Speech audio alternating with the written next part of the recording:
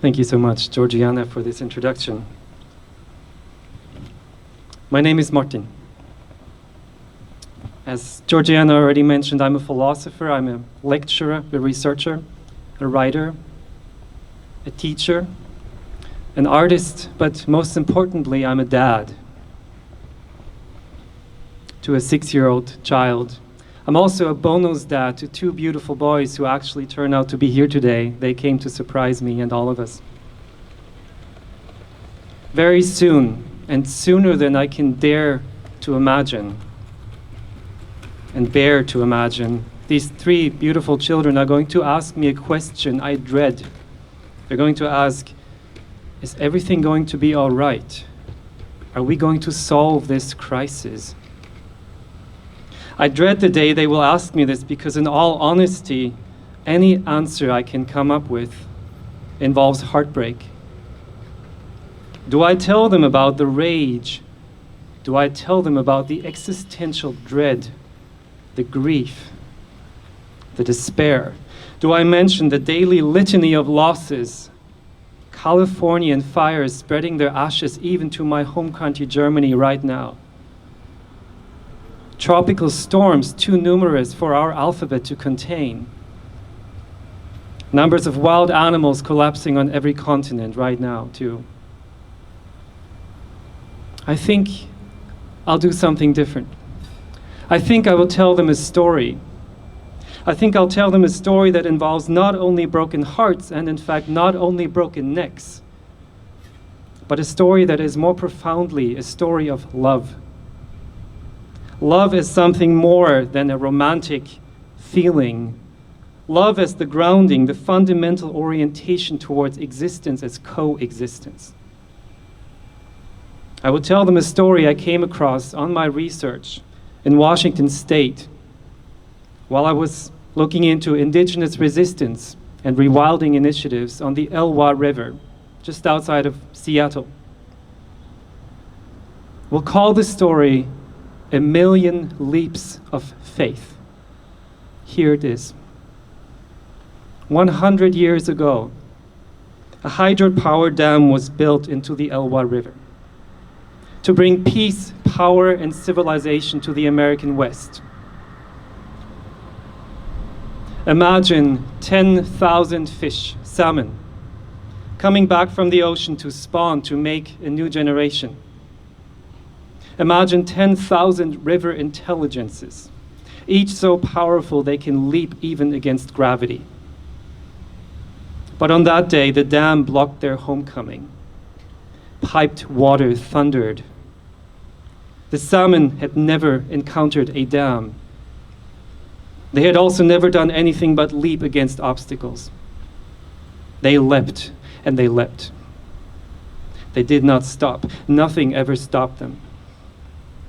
But the dam was too tall. They crushed their heads trying.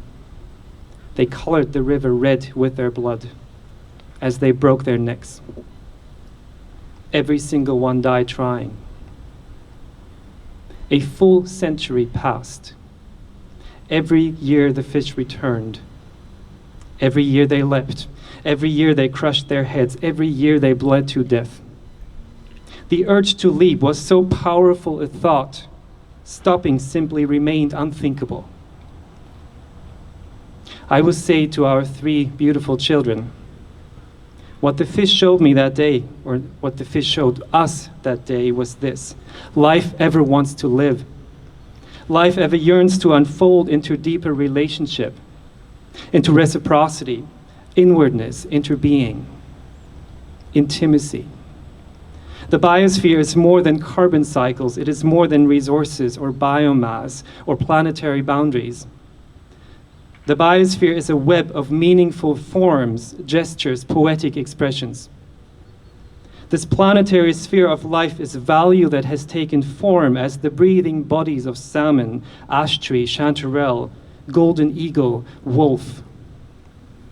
I will say to our children, When those salmon leapt against the structures of our techno-civilization, they brought with them a clear political message, a clear baseline for strategy. Here it is. Actions that celebrate, honor, or guard life matter as an existential expression of aliveness. They matter as a courageous reorientation towards being as being in relationship. They matter because simply by being and enacted, they already create what Charles Eisenstein calls the more beautiful world our heart knows is possible. Actions that celebrate, honor, or guard life may be politically inopportune. They may be economically sidelining. They may be socially stigmatizing. They may be personally defeating. They may starve our bellies, silence our voices, drain our hearts, break our necks. But every one of them matters. For the salmon on the Elwha River in Washington State, a full century came and went. Their numbers collapsed. Yet they leapt, and they leapt. I heard someone say, for 100 years, the salmon have been telling us to take down those dams. We didn't know how to listen. But we are beginning to listen to the world again. In 2012, the dams came down. They were dismantled. In what made international headlines as the world's largest dam removal anywhere ever. Only weeks after the dams had been taken down, the salmon were once again leaping. This time there was no stopping them. They instantly got to business, journeying, making new life, co-creating once again a more vibrant, more robust, more diverse, more beautiful world. Is everything going to be all right? They are going to ask me this. In all honesty, no. Dying is real, suffering is real. But let's be clear. The old story of humans as separate from and above all life is a dam that will not hold forever. That story creates power for the privileged and brings dying to the many. It may seem like that story will never crumble, but just like physical dams can and will be breached, the dams of human hearts can and will be breached. The dams of the imagination can and will be breached. The dams of the power structures that keep us from creating life-affirming societies can and will be breached. All it takes is a million leaps of faith.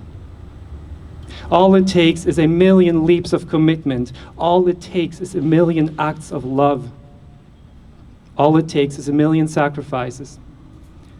All it takes is a million acts to make sacred again our countless bonds as humans with a more than human commonwealth of being. And let us remember that we are not alone in this struggle. We have allies. Through this living earth, the universe has infected itself with a wanting deeper than human affairs. Life is an unstoppable cascade of wanting that washes and spills and surges and flows round and round this planet. Life is a round river that will not forever be dammed.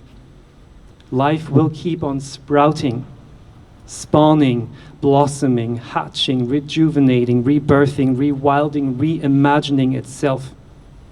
It's simply what life does. That which is already surging and leaping and running up against the physical and metaphysical dams of the human-centered life world is none other than life itself.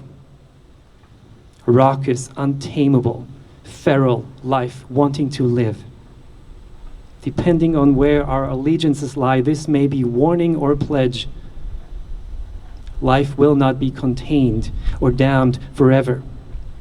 Really, it never has been. So, dear children, beloved children, we will leap in rage and in love. Now as ever, our commitment to leap is so powerful a thought. Stopping simply remains unspeakable, unthinkable. The end, writes Pacific West Coast poet Gary Snyder. The end is grace, ease, healing, not saving, singing the proof of the power within. Thank you to each one of you for your commitment to leap